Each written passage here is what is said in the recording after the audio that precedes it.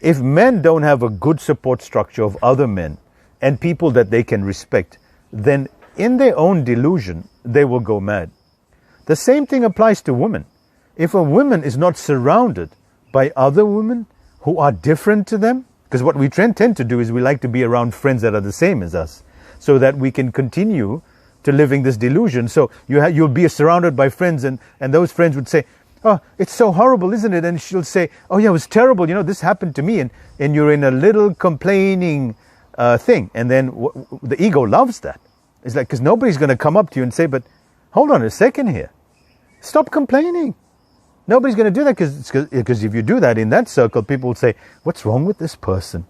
What's wrong with them? And it's the same with the men. So the men like to say, oh, how complex life is and this and that, all the rest of it. Another person says, shut up, it's not that bad, right? And that's why I don't have many friends, right? Because that's what I do. I say to them, well, if you're going to keep on complaining, then the problem's not going to get solved. Right, so now people pay me to tell them to stop complaining, right? Because all of us have problems, right? Who doesn't have problems? Could you put up your hand, please? Okay, because someone thinks, our brain thinks that they don't have our problem. Like someone will be on here and they would say, yeah, no, that's terrible, but let me. And the complainers, they're masters at this. Watch this. They'll be like, you know what? I went to the doctor. And, I was diagnosed with COVID, right? And then the other, that's nothing. I was in bed with COVID. And the other one would say, well, that's nothing. I was sick with COVID and my daughter was sick too. And the other one goes, forget about that. My wife left me and my dog died. And next thing you know, you're in a wonderful battle. And guess who wins? The person with the most problems. Because the other person goes, shit, I got no chance next to you. And then we surround ourselves with those people that are complainers. And I don't blame you. Right? Because it's really comforting. The ego loves that. Do you know how he spoke to me? Can you believe me? What? He spoke? He had no right to speak to you like that. You, out of all people.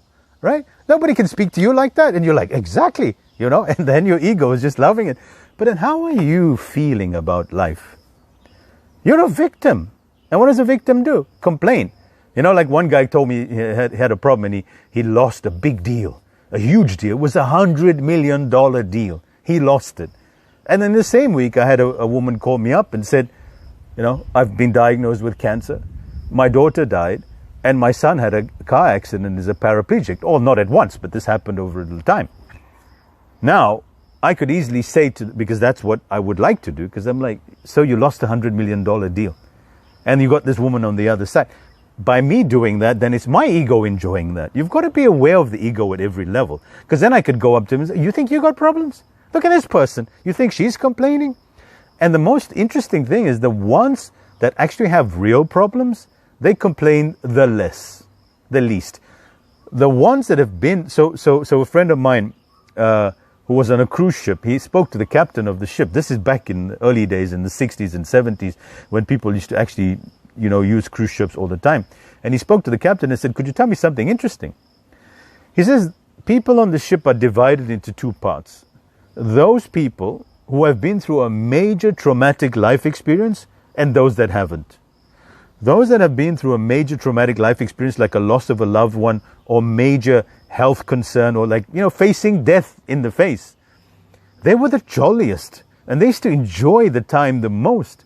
And those that had these minor kind of problems, they complained the most and they were the most difficult to put up with. And he said, that's the only two categories you have.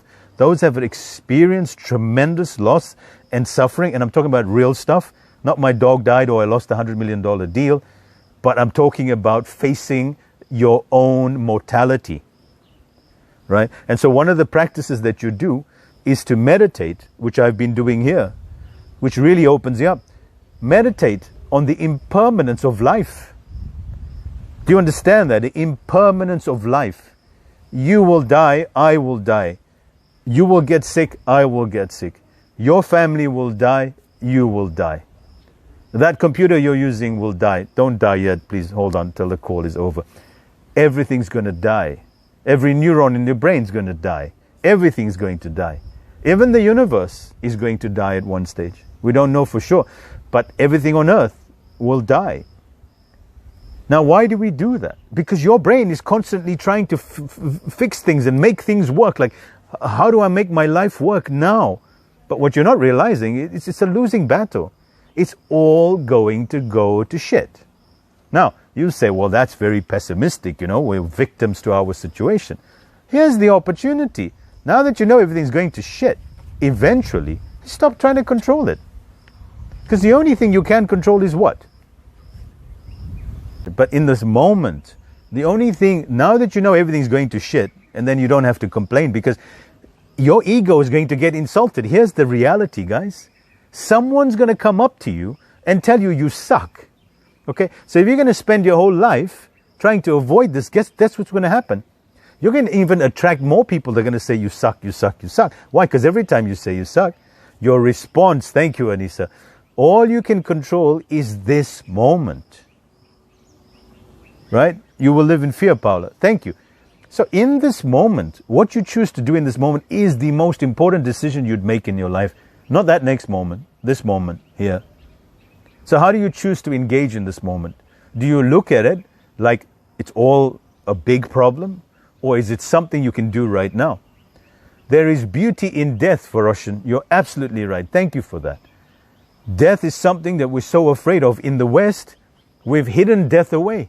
If you come to some of the African countries or if you visit India, in some parts, you'll find people, dead bodies lying on the side of the road. You'll find dead animals. You'll find very sick people walking around. You'll find insane people walking around. But in the West, we don't see death. And that's why in many cultures they say go to the funeral, go see the body. I remember the first time when I was 16 and I put my cousin in the grave. And I was there to help out. Is one of the things that we do in our culture, is we go there to help with the burial. Shade, we had this conversation before, because Shade and I have buried quite a few of our friends together. So when you go in there and you hold this dead body, and you put it in the ground, you don't get afraid. You don't have to feel afraid. It's death because you're going to die and death comes to all of us. It's the liberation.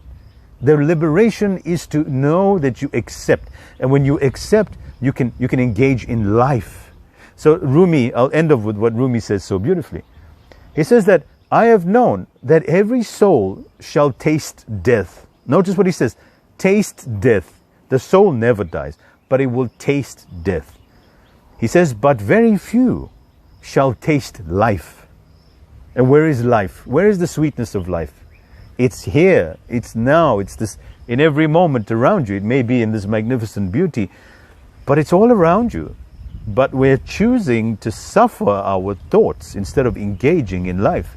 The sweetness is here. And that's when you know you've finally gotten the point of life. You don't need to get anything. It's all right in front of you. Again, to quote Rumi, what you seek is seeking you. And what's stopping you from getting you? This guy. So Lao Tzu said so beautifully. If you haven't read Lao Tzu and you're ready for it, because it takes a bit of time, read Lao Tzu, the Tao Te Ching, one of the most foundational books that I've ever read that changed my view. He says that if you let go of what you think life should be, then you can actually engage with what life actually is, instead of what you want it to be. So when you feel like a victim, what is a victim? A victim feels entitled.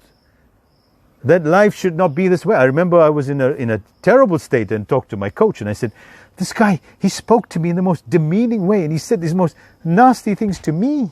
Me. You know what a sweet guy I am? I never say anything nasty to anybody. I'm the nicest guy you can find. This guy says I'm a rotten scoundrel. And my coach says, and so? I said, but coach, do you agree with this guy? He says, yes. I said, what? After all this time, you're calling me that? He said, because you somehow feel that you're entitled to be treated a certain way. That people must respect you. That when you go to a restaurant, that the glass should be full of water and that the glass should be clean. I've seen people go over that glass. I mean, look at this glass. I mean, there's marks on the glass. What's wrong with these people? Right? Because you're entitled, right? So we walk around and my coach made it very clear to me. You're not entitled to anything. Nothing. Not even the next breath you're entitled to. And that was like, whoa. He broke my heart. Telling me that. Not entitled to, not even the breath. No. It's a gift. So when I go in there, and you know, in India, I remember in India when they brought you the glass of water, they put both fingers inside carrying the glass around. So the guy's carrying 4 glasses. Bang, bang, right? And you're like, You got to drink that. I'm like, okay. All right, here's your challenge then, coach. I was like, yep, bottoms up, because I'm not entitled to anything. Right? Now, you don't have to suffer that, because you can always say, listen, buddy, could you bring me another glass, and keep your fingers out of it, right? Because you're allowed to do that as well. But if he says, no, screw you, then you say, well, I'm not entitled to anything. And that's battering the ego. The ego hates this conversation. Like I told my client who's suffering her husband. She's not on the call, so I can talk about her. I just had laugh with her. So are you saying I must suffer all his insults? I must just tolerate it? Me? I'm like, yeah, you suffer it, tolerate it. You want this to end, right? So is it abuse? Of course, walk away. But so I said, well, can you give me the nature of it?